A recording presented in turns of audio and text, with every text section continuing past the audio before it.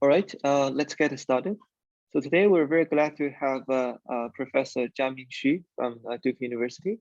Jiaming is an assistant professor in the Fuqua School of Business at Duke.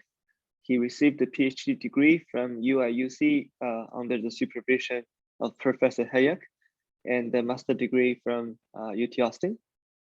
He was previously an undergrad student at Tsinghua University in electrical engineering. He received the Simons Berkeley Fellowship in 2016. His research interests include high-dimensional statistics, information theory, convex and non-convex optimization, and the queuing theory. Let's welcome Jiaming. So his talk today is a recent result in planted assignment problems. Okay, yeah, thank you very much for the very nice introduction, and thanks everyone for coming to my talk. And it's my great pleasure to give a talk at Northwestern, even remotely. So today I would like to share some of my recent results in planted assignment problems. This is based on joint work with my wonderful collaborators, Jian Ding from UPenn Wharton School, Yihong Wu from Yale University, and Dana Yang, who used to be my postdoc. Now she's at Berkeley Simons and will be joining Cornell, and my PhD student, Sophie Yu. And also feel free to interrupt me if you have any questions. Yeah, I'll be happy to answer any question that you have.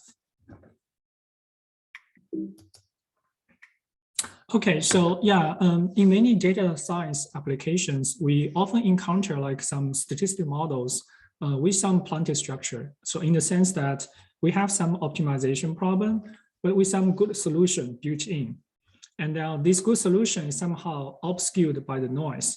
So the central question is, sorry, flip. So the central question in this context is how to recover this hidden like planted structures based on the noisy data.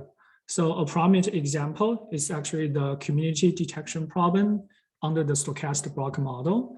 So here you can see that we have this network with some underlying communities, and these underlying communities actually gives a relatively good partition of the networks. There will be few edges across in different communities, and then but the goal is to recover this hidden community structure, even though maybe there are missing edges within the community. There are some like spontaneous edges crossing different communities. So another example is this plant clique problem, where imagine you have a large hidden clique that is embedded in these other Shanyi random graphs, and your goal is to find out this large hidden clique. The third example is this clustering problem in mixture models, for example, the Gaussian mixture models. So a common theme of this class of planted models is the underlying low rank structure. So in the sense that if you look at your observed data matrix, often this data matrix is approximately of low rank. And this low rank structure is actually the underpinning of many interesting phase transitions and powerful algorithms that were developed for this model. So for example, like these spectral methods or the semi-definite program relaxations all rely on these underlying low rank structures. But in the recent years, actually, we also encounter a new zoo of planted models that is kind of different from the previous planted models. So for example, in this planted bipattern matching problem, where we actually have a perfect bipattern matching hidden on a weighted bipattern graph, and our goal is to recover this hidden perfect matching based on the edge weights on this bipattern graph. Another example is this graph matching, also known as network alignment problem, where now we have two networks or two graphs with some hidden vertex correspondence between the two networks. And our goal is to find out this hidden vertex correspondence based on the correlated edges in these two graphs. You can also try to imagine like you can plant other types of structures in the random graph. For example, like Hamiltonian cycle or traveling salesman tool.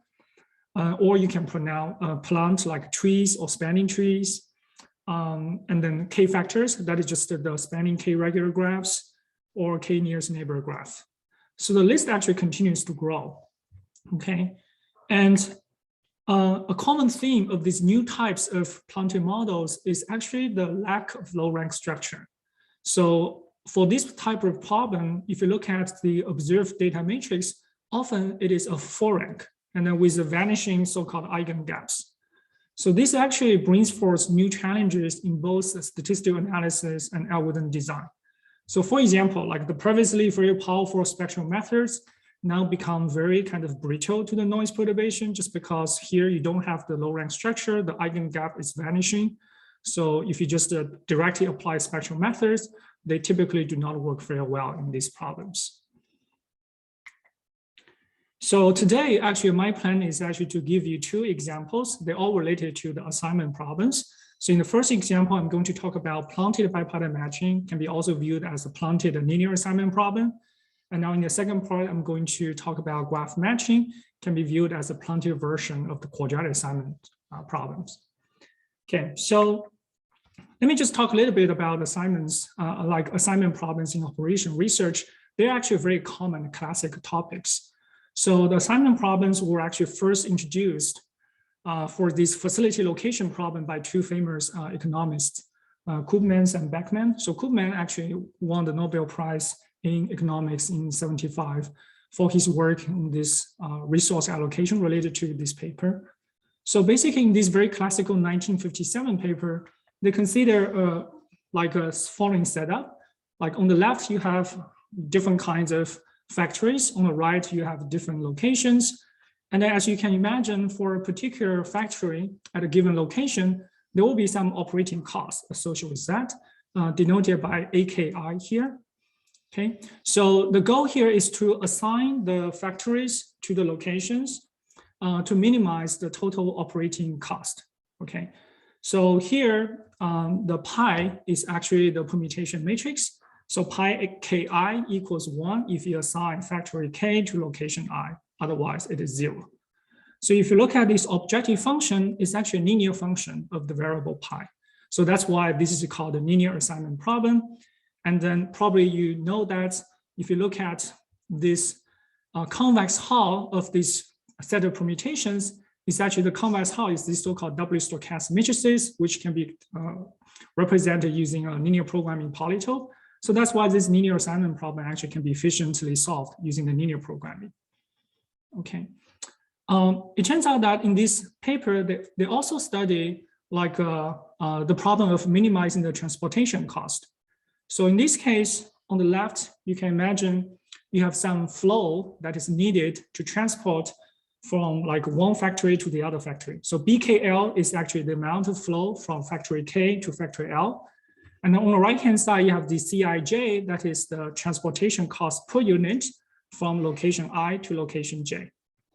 Okay, and again, the goal here is try to assign the factories to different locations so that the total transportation cost is minimized. So in particular here, this objective function actually calculates the total transportation cost. And now it's a quadratic function. So that's why this is called a quadratic assignment problem. They actually studied this quadratic assignment problem in this paper, but they actually couldn't find an efficient solver like what they did for the linear assignment problem. So in fact, at the end of this paper, they actually further comment that like they delayed the publication of these results in the hope that they can get more positive results. But at that time, they actually do not know this quadratic assignment problem, which includes the TSP, and then the click problem is actually NP hard. So that's why they cannot really find efficient solver for this problem. So in this talk, actually, I'm not going to particularly talking about how to find this optimal assignment to minimize certain objective function.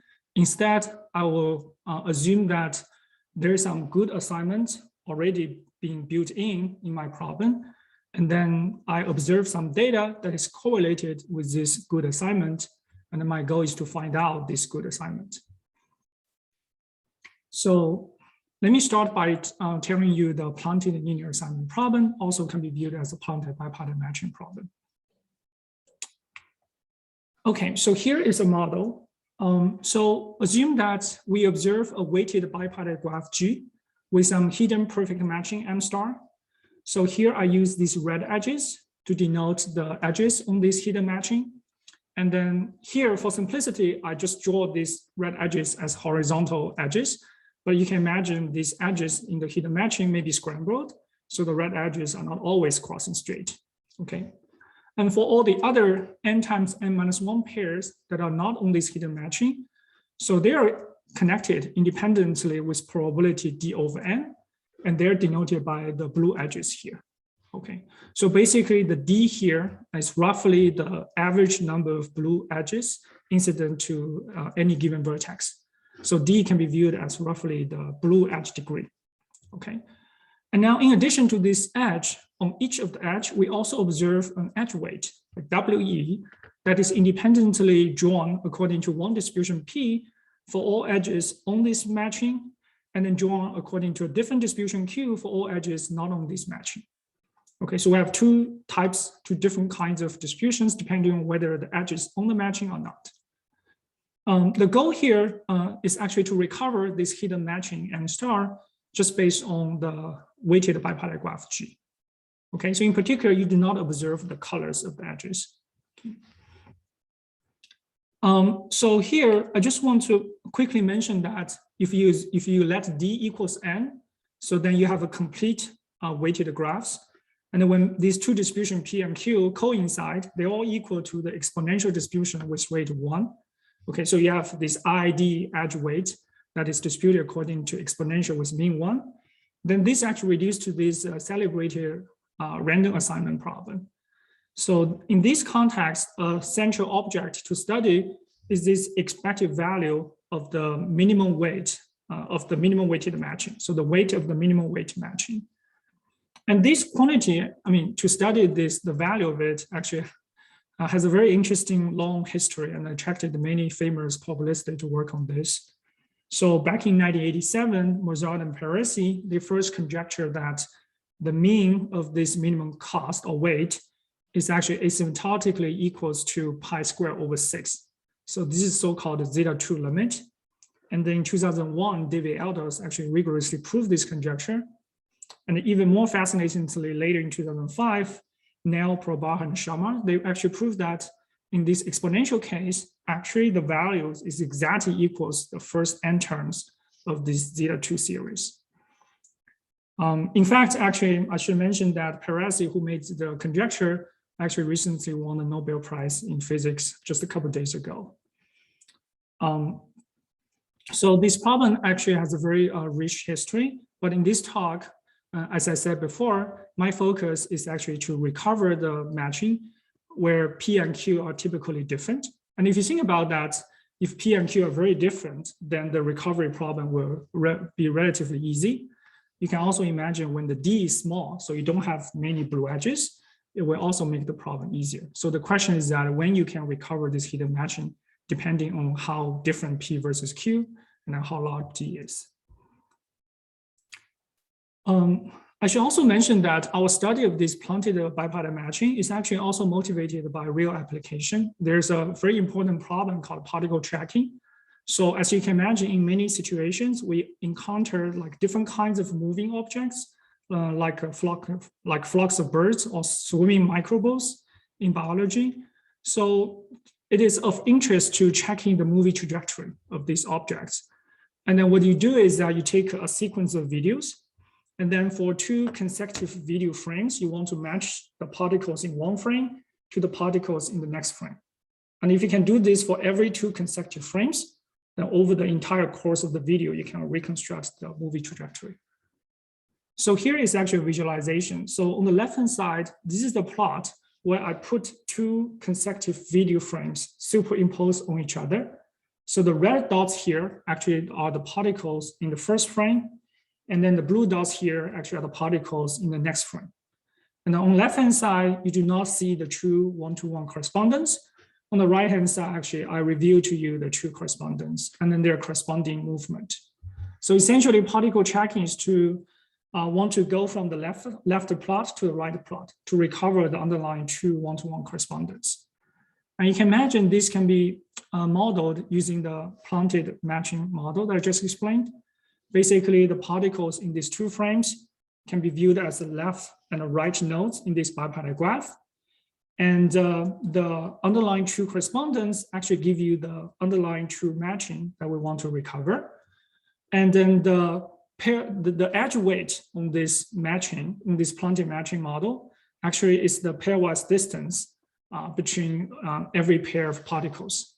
And you can imagine statistically for true matches, so the pairwise distance should be smaller than the fake matches.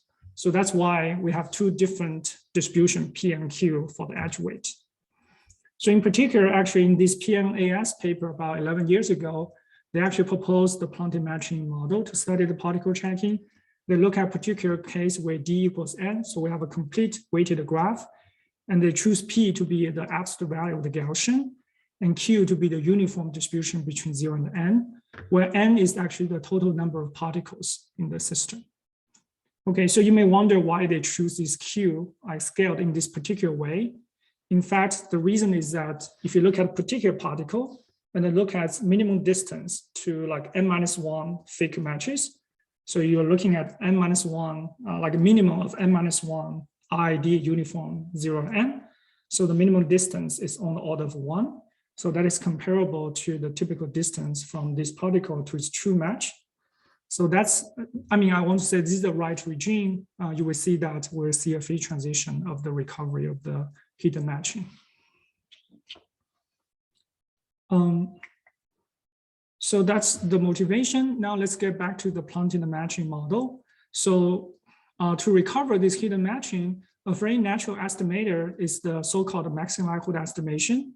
So in this case, it just boils down to this following maximum weighted matching problem, where you search over all the possible matching M that maximize the sum of the log likelihood weights. So P and Q are the distributions, and the log P over Q calculates the log likelihood ratio of the observed weight WE, and you sum over all the edges on this matching. So this certainly is equivalent to the linear assignment problem. And as we just said before, this can be efficiently solved using linear programming. Okay. And then in fact, for certain distributions, like when P and Q are both exponentials, you can further plug in the distribution, simplify the log likelihood. You will realize this can be further reduced to just the minimum weight matching in terms of directly observed weight, WE. Okay. So if you think about that, then this hidden matching probably will have a large objective value in the sense that it will have a high likelihood, but it may not actually have the highest likelihood. Okay, so the question is that how much does the maximum likelihood estimator have in common with this hidden matching M star? And you can measure the commonness using the overlap, which is defined as the fraction of edges shared by both maximum likelihood estimator and the true matching M star. You can also rewritten as 1 minus the error, where the error is roughly given by the absolute value of the set difference between these two. Okay. So note that the maximum likelihood estimator may not always maximize the overlap. So a question we're interested in is that when recovery is possible. In particular, we want to characterize the so-called information theoretical limit for reconstruction in terms of the following two model parameters. One is the average degree D. So that is the average number of blue edges incident to every vertex. And then the other one is the similarity measure between distribution P and Q. And it turns out that in this problem, the right similarity measure is given by the so-called Barachari coefficient, also known as Hellinger affinity. It's defined as the integral of the square root of dp times dq. So this is actually, this Barachari coefficient is between 0 and 1, and it's equal to 1 if P and Q are the same, as you can see from this definition. And then it is 0 when P and Q are mutually singular. Okay. Here is actually our first main result. So we are able to categorize a sharp phase transition threshold for recovery. So in particular, we're able to show that when the square root of the average degree D times this Barachari coefficient less or equal than 1, then actually the overlap between the maximum estimator and the true matching goes to 1. Okay, so in particular, this means that if you do not have many blue edges, and also P and Q are very different, so the Barachari coefficient is close to 0, then yeah, you would expect the maximum estimator actually almost coincides with the true matching. Right. Interestingly, we also proved that conversely, if you assume these model parameters are independent of the N, then when square root of average degree D times arbitrary coefficient is bigger or equal than 1 plus epsilon, then for any estimator M hat, the overlap is always upper bounded by 1. So it's bounded away from 1. It's upper bounded by 1 minus C for C some depends on epsilon. That is strictly positive. Okay. So these two results essentially say that to achieve this almost exact recovery of this true matching M star, the Sharpe threshold is given by square root of average degree times arbitrary coefficient equals 1. And this, because this epsilon here can be arbitrarily small, constant. So this particular resolved the conjecture in the previous statistical physics paper. And also I want to mention that here in this converse result, I assume that the D is a constant independent of N. You can further generalize the result to the dense case where D actually grows to infinity, but there you need a Q to be properly scaled. So for example, when D equals N, we have these two special cases. One is this special case I mentioned before. P is the absolute value of the Gaussian and Q is uniform between 0 and N. And then the Sharpe threshold is given by sigma squared equals 1 over 2 pi. The other interesting example is when P is exponential distribution with rate lambda and Q is exponential with rate 1 over N, or in other words, in terms of mean, is 1 over lambda versus N. Then the Sharpe threshold is given by lambda equals 4. So in this case, actually, in this exponential case, the maximum output estimator just reduced to minimum weight matching. So essentially it says that when lambda is bigger than 4, if you look at the minimum weight matching, it actually almost coincides with M star. If lambda is less than 4, then the overlap for any estimator is bounded away from 1. Okay. In fact, in this exponential case, we can actually get a much precise result. So this is the next thing I want to talk about. So under this exponential model, like when P and Q are both exponentials, we can show that when lambda is slightly below 4, like say lambda is equal to 4 minus epsilon, we can show that this overlap actually converging to 1, kind of like exponentially fast. So the overlap between the maximum output estimator and then the true matching is at least 1 minus exponential minus some constant C1 divided by square root of epsilon. Conversely, we can show that for any estimator, the overlap is upper bounded by 1 minus exponential minus some other constant C2 divided by square root of epsilon. So essentially, these two bounds together imply that the optimal reconstruction error in this case is like 1 minus overlap, scales as roughly like exponential to minus some constant divided by square root of epsilon. So this error as a function of epsilon is actually infinitely differentiable. So in the statistical physics parlance, this is called infinity order phase transition. So in particular, our result confirmed the previous infinity order phase transition conjecture. So actually to prove this, like a lower bound on the overlap, we actually analyze MLE. So we actually utilize some of my previous work with Mahari and Moore. So there, we're actually able to determine the exact overlap of the maximum output estimator using the so-called local weak convergence theory. So basically, we show that as n goes to infinity, the overlap between the maximum output estimator and the true matching M star actually converge to explicit function alpha lambda as a function of lambda. And this alpha lambda, yeah, is actually given by a slightly complicated expression, but alpha lambda is roughly equal to some integral of 4 variables, f, g, v, w. And the f, v, g, w, their unique solution to the following system of ordinary differential equations. So yeah, don't worry too much about this complicated expression here, but the punchline here is that you can get the exact expression and then you can numerically solve this ODE. And here is actually the plot if you solve the ODE. So if you look at alpha lambda, indeed, as expected, as lambda approaches 4, the overlap converges to 1. And you can see that at lambda equals 4, indeed, this alpha lambda is infinity order smooth. And this is confirmed by our theory. So as I said, our overlap lower bound just follows by analyzing this ODE system. I guess that's all I want to say about the results of the linear assignment. Maybe I can pause a little bit here in case you have any questions. Yeah, about the results.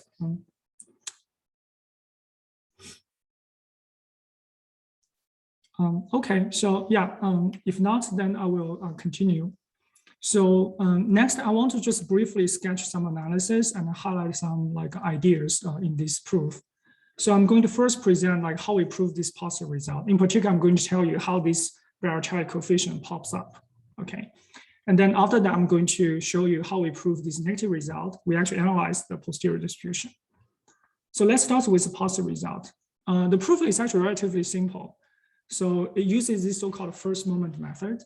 So basically, we call that we want to show the MLE is close to the true matching, right? So it suffices to show that for all the matchings that are far away from the true one, its likelihood is lower than M star. So in other words, if you think about optimization landscape, like you have the true matching, so its objective value is relatively high, so it has a high likelihood. And you want to show that for all matching that are far away from this true one, its likelihood should be smaller. So we do this in two steps. First, we count like how many matchings that are far away. So basically, we look at the matchings M that differ from the true one in two T edges, and then they're at most n choose T times T factorial of them. Why? Because we have n true edges, like red edges. We need to reconnect T of them. So that will give you n choose T, and then there are at most T factorial different ways to reconnect them. So that's how we get this cardinality bound. And now in the second step, for each of these matching M, the probability of M has a higher likelihood than M star. This probability should be small.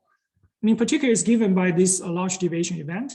So we look at the probability of the sum of the log likelihood weights of all the edges in the M, but not in the true matching M star, exceeds the sum of log likelihood weights of all the edges in the true matching, but not in M.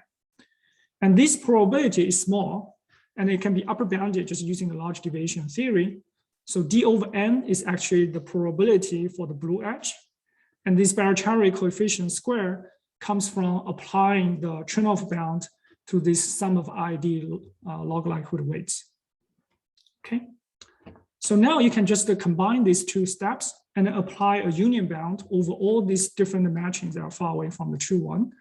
You can conclude that the probability of exists a particular matching that is far away from the true one, whose likelihood exceeds M star. This can be upper bounded by the summation of this cardinality bound and this probability bound.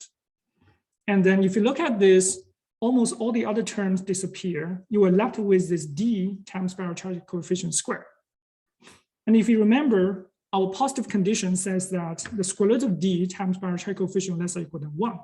So that's why if you look at this summation, like this geometric series, so D times B squared is less or equal than 1.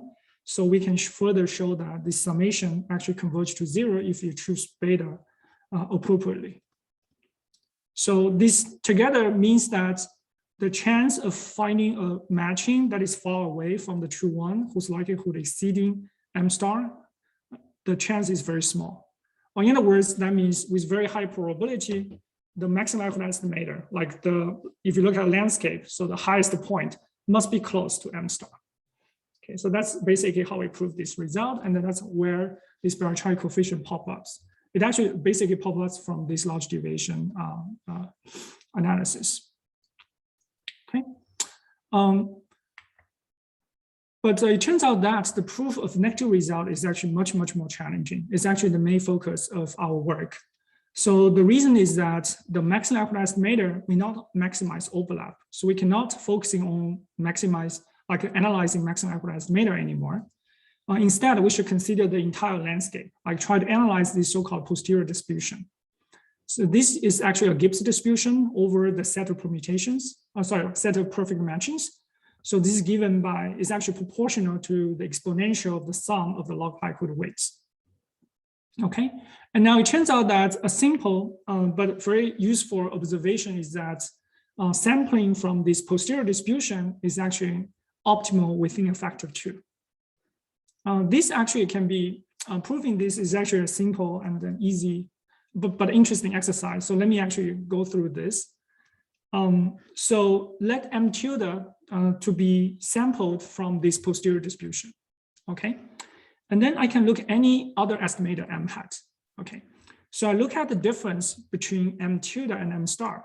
And just by triangles inequality, I can upper bound it by looking at the difference between M tilde and the M hat and the M hat and M star. Okay, now here's a crucial fact. So we know M tilde is drawn from the posterior distribution. And then if you remember, according to the Bayes rule, if you condition on the weight, then the true matching M star also distributed according to the posterior distribution, right?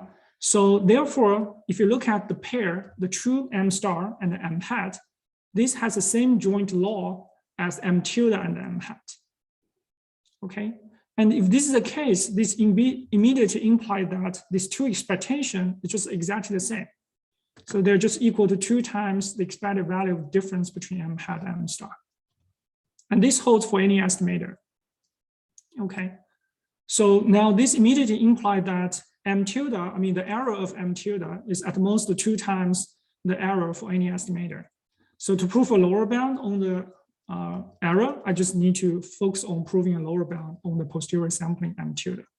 So once I have a lower bound on M tilde, this immediately implies the lower bound for any estimator M hat. Okay. So now the question is that how can we analyze this posterior sampling? So here is actually our main idea. We actually do this in 2 steps. So first, we actually try to upper bound the posterior mass of all the matchings that are near M star. So this is actually given by this white region here, which includes all the matchings differ from the true one by at most delta N edges. We can show that the total posterior mass in this white region, normalized by the posterior probability of true matching M star, is at most exponential 7 times epsilon times delta N. So 7 is not that important, it's just some constant popping up in the proof. And now after this, in the second step, we actually try to lower bound the posterior mass that are far away from M star, like in this gray region. And we're able to show that the total posterior mass in the gray region divided by the posterior probability of M star is at least lower bounded by exponential 14 times epsilon times delta times N. Okay, and now if you think about that, if I can establish these 2 bounds, so this immediately implies the total posterior mass in the gray region is actually exponentially larger than the total posterior mass in the white region, right? And now if you draw a sample from the posterior distribution, it's very likely to land in the gray region and therefore differ from M star by at least the delta N edges, right? So in fact, how large delta that you can choose to make these 2 bounds hold actually determine the reconstruction error that you can prove in the end. So it turns out that the proof of the first one is actually relatively straightforward. We actually use this so-called truncated first moment. So the idea is the following.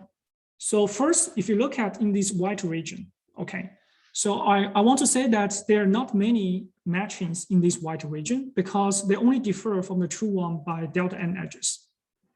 Also, if you look at their likelihood, even though their likelihood may be larger than M star, but since they're close, it cannot be much larger than M star. So that's why using a truncated first moment, you can bound the total posterior mass in the white region. But it turns out that proving the lower bound is actually much more challenging. In fact, our proof is constructive. We actually show that we can find like exponentially many matchings M in this gray region whose likelihood exceeds M star. And I should mention this is not easy because for each of these matching M, the likelihood of, the probability of its likelihood exceeding M star is very small. But the good thing is that you have many matchings in the gray region. So you want to show how to find such matchings. So to do that, we actually use a very useful like a representation of the difference of 2 matchings. So in particular, if you look at a perfect matching M and then look at the difference of M versus M star, this can be always viewed as a disjoint union of alternating cycles. So here is an illustrating plot. So the 4 solid lines actually are the true matching M star. And then this 3 dashed line plus line from 4 to 4 prime is the edges on the fake matching M.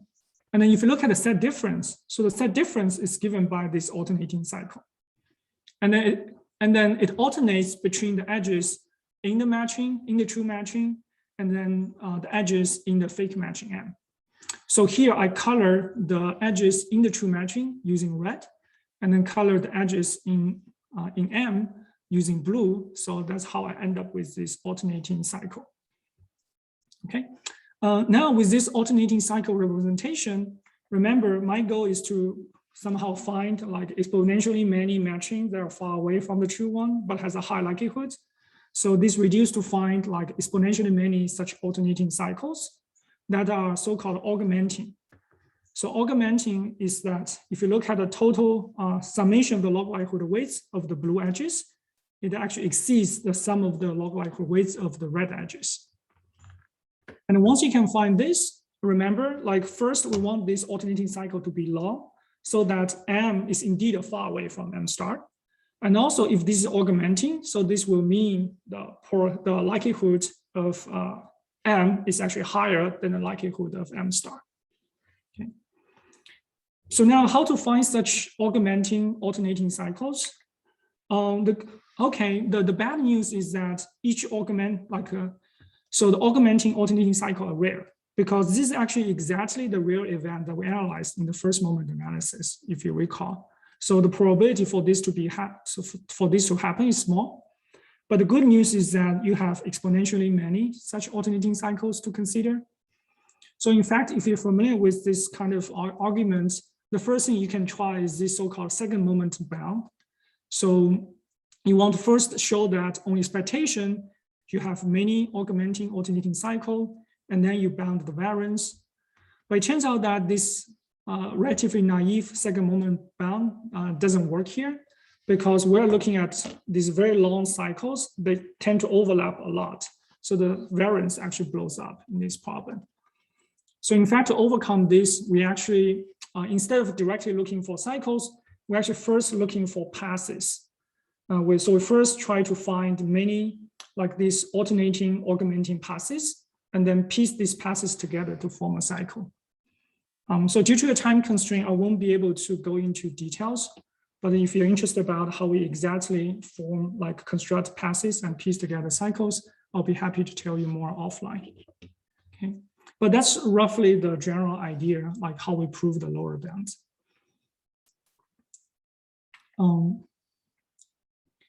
I think that's all I want to say about this linear assignment problem.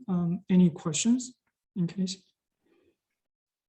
Is there any like a computational barriers? Oh yeah, that's a very good question. Yes, so in this linear assignment problem, actually there's no computational gap. The reason is that, as I said before, this maximum likelihood estimator can be efficiently found using the linear programming. So remember, this linear assignment is relatively easy. In fact, I'm going to talk about quadratic assignment problem. In this case, finding the optimal quadratic assignment is NP hard, so that's where you will see some computational gap.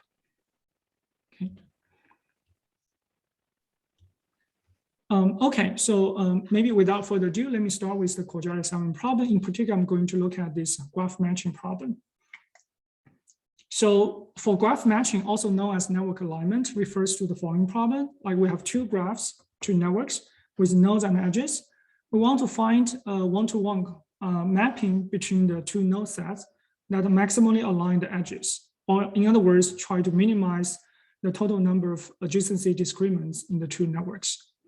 And as you can imagine, this can be rewritten as the quadratic assignment problem, where we search over all the possible permutation that maximize the summation of aij, b pi pi j, and this calculates the total number of common edges under permutation pi.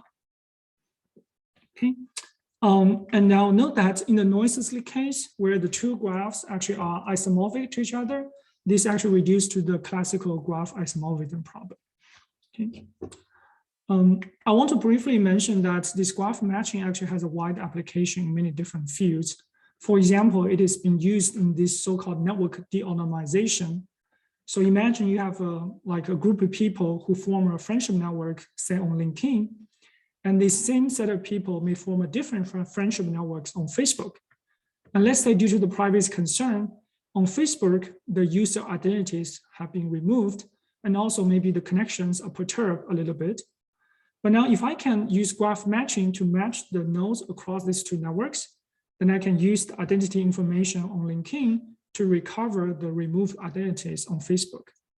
So in fact, this graph matching technique has been successfully used to de-anonymize Netflix data by matching it to the IMDb data.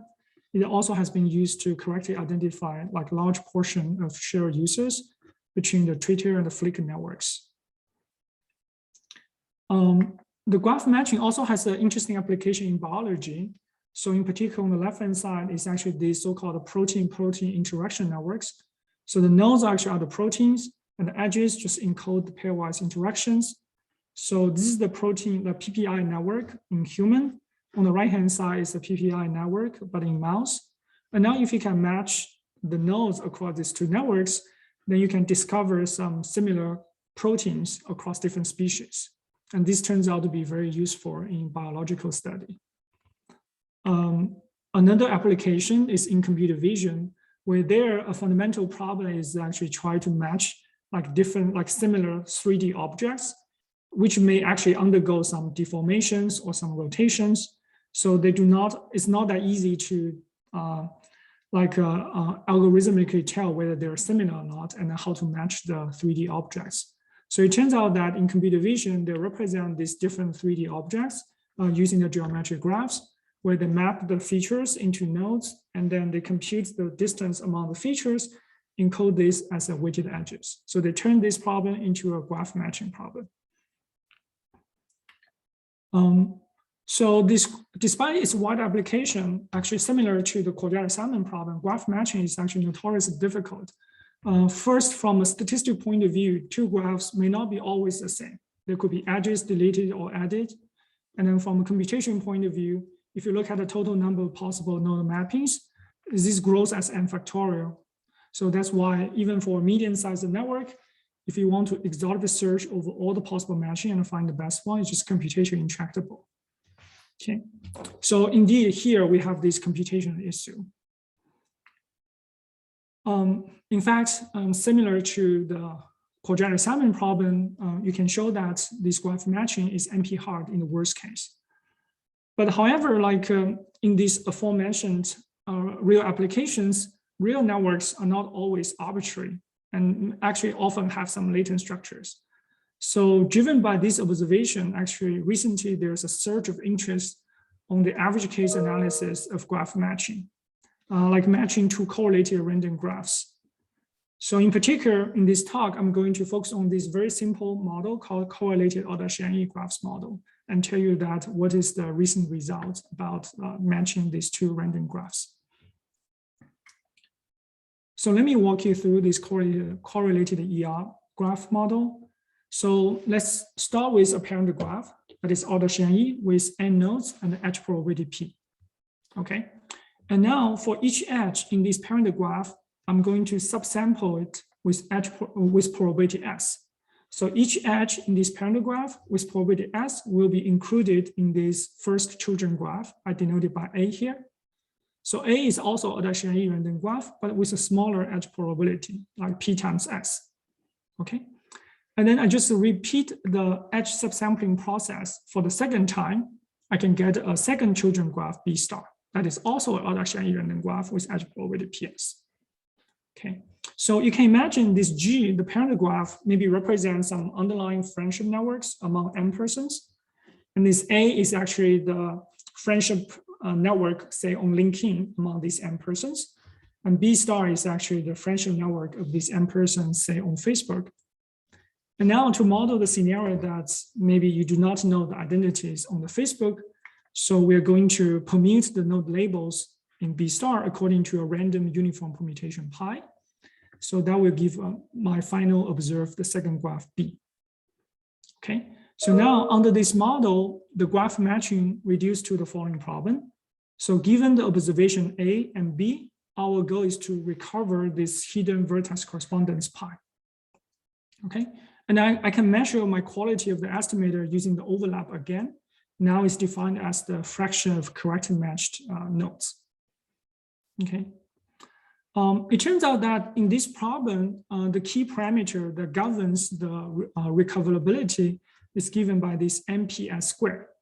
That is the average degree of the so-called intersection graph, A intersects B star. So intersection graph is just consists of edges that appear in both A and B star. And if you think about that, for an edge to appear in both A and B star, it has to be appear in the parent graph and has to be sampled twice. So that's why the edge probability is PS squared. And that's why n times PS squared is average degree. And when NPS squared is small, then A and B star do not overlap a lot, so they do not intersect a lot. So the problem will be harder. If NPS squared is large, then A and B star intersect a lot, so the graph matching problem will be easier. So we will see that NPS squared is actually the key quantity. So let me first present the main result about sharp recovery threshold in the dense case. So in particular, we show that when P is at least n to the minus little of 1 and is bounded away from 1, so P is relatively large, like NP is relatively large. So in this case, we show that when NPS squared is above this threshold, then the maximum likelihood estimator almost coincides with the true matching pi. Okay, but when NPS squared is below this threshold, then for any estimator, the overlap converges to 0. Okay, so pictorially, you can summarize the results using the following phase transition diagram. So here, the x-axis is renormalized according to the threshold, and the y-axis is the expected overlap in the limit. And you can see that there is a sharp phase transition. So below the threshold 2, actually, the overlap for any estimator goes to 0. So even partial recovery is impossible. But above the threshold 2, the maximum likelihood estimator achieved almost exact recovery. So this phase transition is actually known as nothing to all phase transition. Okay. It turns out that this threshold here actually has a very interesting information theoretical interpretation. So basically, we can look at this so-called mutual information between the true permutation pi and then your observation A and B. This is roughly equals to n choose 2 times this expression. And you can also look at so-called entropy of the permutation pi. So that should be log n factorial. So that's roughly n log n. So the threshold I presented here is roughly at setting the mutual information roughly equals the entropy. Okay, and then if this is the case, you can imagine you have enough information to recover the permutation. But I think surprisingly, we show that when the mutual information is just slightly below the entropy, then you cannot get like the overlap will converge to 0. So you cannot get anything from it. We also characterize the recovery threshold up to some constant factor in the sparse case. So in this case, we assume P scales as n to the minus constant alpha. Then we show that when NPS squared is bigger than this threshold, then the overlap between the maximum likelihood estimator and the true matching actually is bounded away from 0. So we achieve a partial recovery. On the other hand, if NPS squared is less or equal to 1 minus epsilon, then for any estimator pi hat, the overlap actually converges to 0. Okay, so this result in particular actually improved the previous result by Hao and Massoulier, where there the results are not tight. And also these results together show that the partial recovery threshold is at this NPS squared equals some constant. And interestingly, if you compare this with almost exact recovery, which requires the overlap converging to 1, so that actually requires NPS squared go to infinity. So we see that in this sparse case, the almost exact recovery is actually order-wise larger than the partial recovery. So therefore, in contrast to the dense case, this all or nothing phenomenon does not exist in this sparse case. In fact, we are also able to characterize the exact recovery threshold in this model. So in this case, basically, we look at if NPS squared is above this expression, then actually in this time, the maximum likelihood estimator coincide perfectly with the true matching pi with high probability. On the other hand, if you below the threshold, then for any estimator, it doesn't coincide with pi, the true matching with high probability. So this in particular actually improved the previous result, where there they focus on P goes to 0. They actually show the exact recovery threshold coincides with this connectivity threshold of the intersection graph, that is NPS squared equals log n. So basically there, the intuition is that in this situation, when NPS squared says less than log n, then if you look at intersection graph, it's disconnected and you will have lots of isolated nodes. And then they argue that there's no way you can match those isolated nodes in the intersection graph. Okay, but it turns out that according to our results, the exact recovery threshold is actually strictly higher than the connectivity threshold. So in the sense that even when the intersection graph is connected, there's no isolated node, but exact recovery still can be impossible. So this happens when P is a constant. So here's just a quick summary of the different recovery thresholds I presented. So as you can see in the dense region, the threshold for partial recovery and almost exact recovery coincide with a single threshold. But in the sparse case, the two differs. And now for the exact recovery, it has a single unified threshold. And also it is interesting to compare the statistical limit versus the polynomial time, like the performance guarantee of the polynomial time algorithm. It turns out that there's a large gap. So there's no efficient computing, efficient algorithm, except the following cases. So for partial recovery, so when actually P is a constant over N, and then when S is a constant close to 1, so the previous work actually showed that they can achieve partial recovery by matching the local neighborhoods. So basically in this case, the graph is sparse, so the local neighborhoods is actually tree-like, so they can match the local neighborhoods using the tree structure.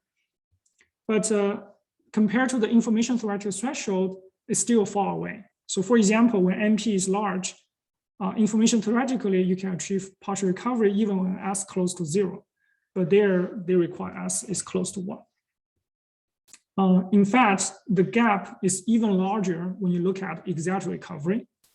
So when S equal to 1, this is the noiseless case where two graphs are isomorphic to each other. This time, this problem is known as random graph isomorphism. There's efficient algorithm to achieve the threshold. But as soon as S is become less than 1, then there's a gap. So in particular, in my previous work, we are able to show that you can achieve the exact recovery when S equal to 1 minus 1 over polylog n. And then we achieve this using two methods. One is the so-called degree profiles. So there we basically match nodes based on their neighbors' degrees. So if we found their neighbors' degrees are close, we match them. The second method we try is this so-called regularized quadratic program relaxation of QAP. So remember, this graph matching can be viewed as a quadratic assignment problem, so we can use the convex relaxation. There's a recent result actually further improve our work and then show that S can be like 1 minus 1 over poly log n. But still there's a large gap compared to the IT threshold. And then a very big open problem in this field is that whether it is possible to achieve exact recovery in polynomial time for constant S. Okay. Let me just briefly say a little bit about how I proved the recovery thresholds. So for the positive result, again, we analyze the maximum likelihood estimator. It boils down to analyzing this quadratic assignment problem. So the negative result, again, turns out to be much more challenging. So we actually use some information theoretical tools. So we define this P as the so-called planted model. That's a joint distribution of the two graphs according to the correlated Ardashani model. We define Q to be so-called non-model. That is the joint distribution where A and B, the two graphs are just independent, completely independent Ardashani random graphs. And we're able to characterize the KL divergence between P and Q using this so-called truncated cycle moment. So we look at the likelihood ratio and look at the second moment.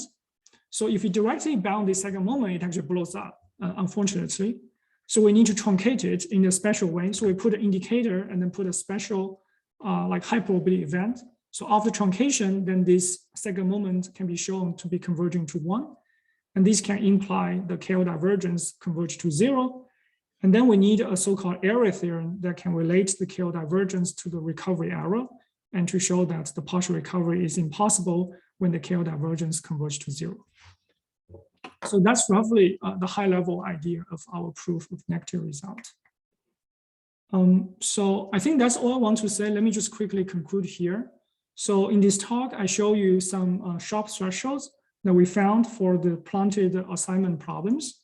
So the positive results actually are analyzed using the first moment by analyzing the maximum likelihood estimator. The negative results actually are much more challenging to obtain. So if you recall, in the linear assignment problem, we actually analyzed the posterior sampling. For the quadratic assignment problem, we actually characterized the KL divergence using the truncated cycle moments. So there are actually many interesting open problems in this field. We actually only just touch a tip of the iceberg.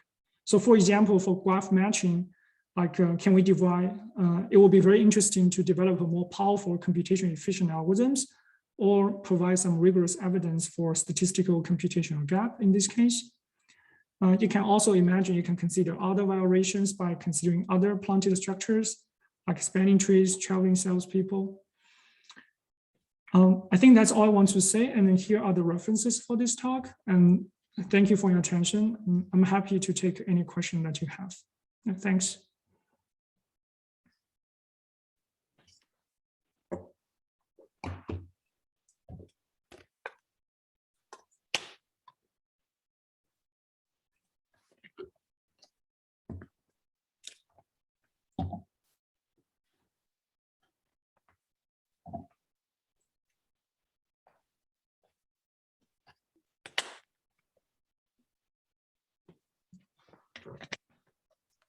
All right, if there's no more questions, let's thank the speaker again. Thanks so much for giving the talk here.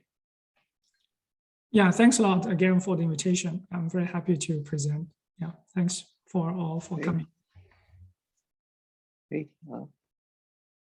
See you. Yeah, see you. Bye-bye. Bye.